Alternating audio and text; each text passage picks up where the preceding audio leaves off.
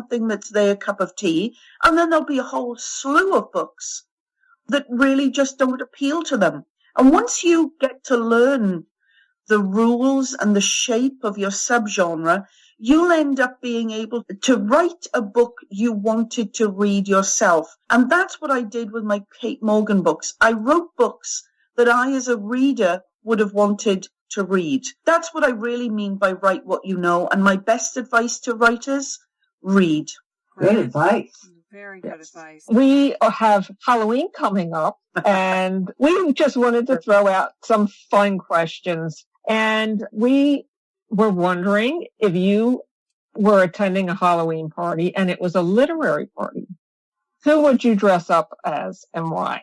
Well, I suspect that if I dressed as Agatha Christie, nobody would recognize me because I'd just be an elderly lady wearing pearls.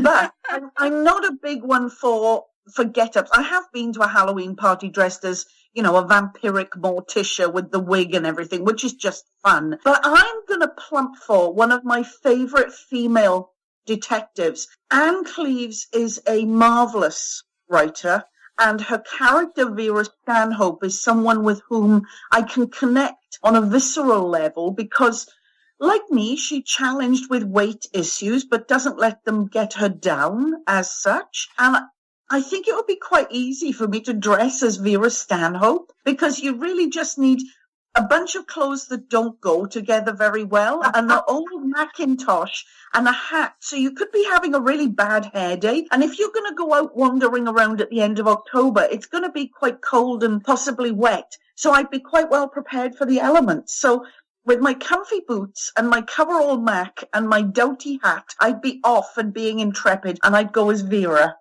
Oh, she's a great choice. Yeah, she's a great character. She sure is. We just read her series for our book club recently, so we're well versed in Vera. I do like Vera. She's an endearing character and a very bright woman with an interesting history behind her. Very well written. Very well written. Yes. And then lastly, what events have coming up or do you have any books coming up that you'd like our listeners to know about?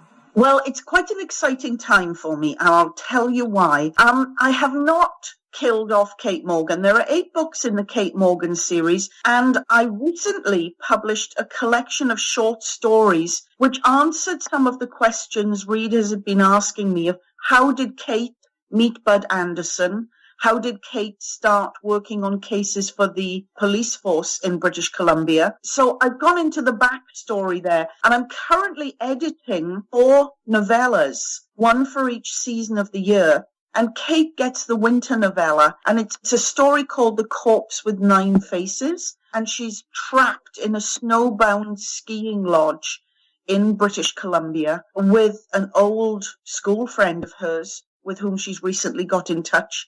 And murder is afoot. So I'm happy to be working on that at the moment because I'm still going into the backstory prior to The Corpse with the Silver Tongue. And that book will be called Murder Knows No Season because there are 4 seasonal novellas, whereas the collection of short stories was Murder Keeps No Calendar because there were 12 short stories. So that's the thinking there.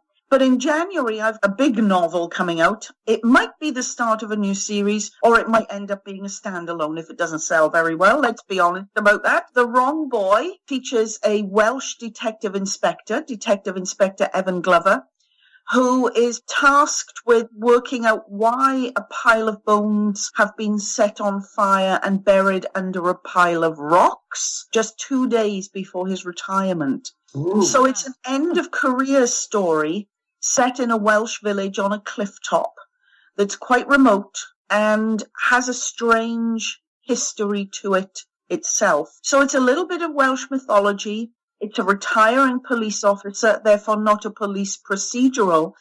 And it's more of a thriller or a suspense thriller than my really good. That sounds great. I'll look forward to reading that one. The Wrong Boy, coming in January. I'm curious, where in Wales will this book be set? It's set in a real place. The real place is called Rhossili, and it's on the Gower Peninsula. It's got a wonderful bit of coastline. It's called Worm's Head in reality, and we believe that comes from the ancient word meaning dragon. I've renamed the village Rosdraig, meaning dragon's head in Welsh, and I've renamed that piece of land the Dragon's Head, and the village is set on the dragon's back.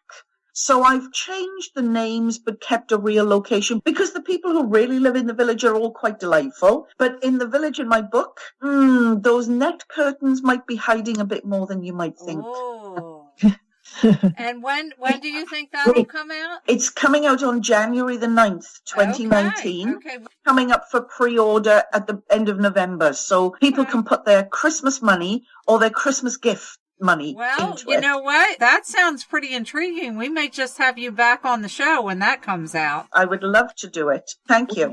We have family in Colwyn Bay. Oh, how lovely. And I love it there. It's just one of my favorite spots on earth. I mean, setting books in Wales for me is like a great way for me to visit home while I'm writing. And that's why I set my Wise Inquiries agency mysteries all in Wales. But they are really quite cozy. And whilst this new book is not grisly and there's no violence on the page as such, it's a darker take on Wales than the cozy stately home where the 4 private investigators run their business. Yeah, oh wow. Definitely look forward to that. And we'll update our show notes with all of your information so our listeners can check out your website and any things you have going on. Thank you, ladies. Thank you. Oh, no problem. Like I said, we really enjoyed your book. And Cait sounds like my kind of girl. Uh-oh. Yes, So definitely. you wicked girls, you. Yeah, You wicked yes. girls. Definitely. We thank Cathy again for taking time out of her vacation. We will let you get back to all the fun you're having there in Vegas. Don't spend all your money there. Don't lose your money. I'll probably leave a little bit behind. If you can come out even, you're doing well. Yes. Oh, you've won if you broke even. But don't forget to have some fun, too. I'll do my best. Cheers, folks. Great. Cheers. Take care. All right. Thanks again. Thank you. Thank you. Wow, that was a great interview. We really appreciated Cathy Ace speaking with us. We had a fun time with her, and we had a great time reading her book as well, and look forward to reading more from Cathy. And we need to move on to the next book, I guess. Yep, absolutely. And I'm going to report on a book by Levis Keltner. I hope I'm pronouncing that name right. I'm not a linguist. He has written a book called Into That Good Night. It came out in June of this year, and it was published by Arcade Press. Levis Keltner is a writer, musician, editor, an educator from Chicago who lives in Austin, Texas. He's the author of Into That Good Night, and his short works have appeared in Entropy magazine and Bull in men's fiction. He's the editor-in-chief of Newfound and teaches writing at Texas State University. Into That Good Night is basically a coming-of-age story. I at first classified it as a young adult story, even though it was 330-some pages, and I thought that was too long for a young adult book. I don't know, Harry Potter is... That's true. After reading it, I think I would classify it young adult with a grown-up twist. But it is the story of Doug Horlez, Horolez. I said I'm not a linguist, so I don't know if I'm butchering his name. He's a nerdy 15-year-old who his one friend, whose name is Ellen, they call her E. The story revolves again around Ellen. Her sister, Erica, was murdered, and she was left in the wood by her killer. And the story is basically a group group of kids who all had a link to Erica come together, and they're looking for answers to what happened to her, who did it. Apparently the police investigation was completed and they couldn't find anybody, and these kids are trying to find out what happened to Ease, or Ellen's sister. It's an interesting book and it moves right along. Well, we thought it was interesting that it looked like nobody was actually looking for Erica's killer. Very true. But Mr. Keltner said that the police did perform an investigation that yielded no substantial evidence, as noted in the prologue. It just doesn't come up in the book. It just kind of felt that way. The case would have remained open, of course, likely with an officer still chasing leads. However, adding another character to the book would have added considerable length to an already long novel. I did have moments in earlier drafts in which adult point of views were introduced, but readers noted that adult point of views snapped them out of the dream of the story. Interesting. Yes, very. I get a definite Lord of the Flies vibe in this book, and I was wondering if that's intentional. And Mr. Keltner replies that was exactly right. Bingo. Lord of the Flies and that whole psychosocial dynamic aimed to illustrate those moments where organizations or individuals are blinded from conscience due to their desire to achieve whatever their goal is. He believes that the means to an end philosophy is part of the book, and to ignore those means would not be good. Now, my problem with the book, and I expressed this to him in my note, that I felt these children were supposed to be 12 and 13 years of age, which I felt I was a bit troubled about their actions. And maybe I'm an old fogey. I thought that children of that young age would not be as able to do some of the things that they did in the book. Now, how you feel? Well, I do know, speaking as a parent of a child who's been old since he's been about 5. Well, that's true, Jeremy. But Jeremy's not in this book. No, Jeremy's not in this book, and Jeremy would not have ever gone on adventures like this.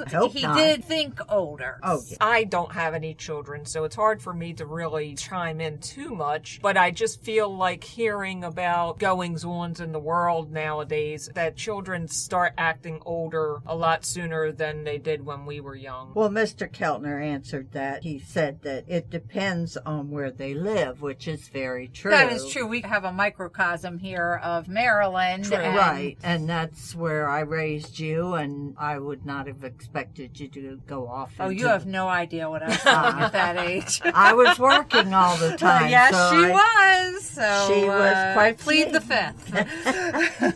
He says he grew up as a latchkey kid in a lower income suburb of Chicago, and he had connections with the tough kids who were having sex, drinking, doing drugs, and getting into fights while they were in junior high school. So wow. He also had a great solid group of friends who were nerdy musicians, and he saw a range of lives at that age, but honestly none of his friends were the wholesome Midwesterners that the 1990 sitcoms portrayed, which I wouldn't expect. No real kid that I knew were like that. Well, I find it very interesting that Mr. Keltner, what he reads in his spare time has nothing to do with mysteries or thrillers. He actually reads a lot of poetry. Darling Nova by Melissa Cundiff and Foucault's Discipline and wow, very deep. Hit some of his favorite. If you're interested in what Mr. Keltner likes to read, he updates his Goodreads often. Maybe we can get him to join our group. Yeah. They're great. And the Goodreads helps him accomplish another passion of his, checking things off a list. Right. I like to do that too. Yeah.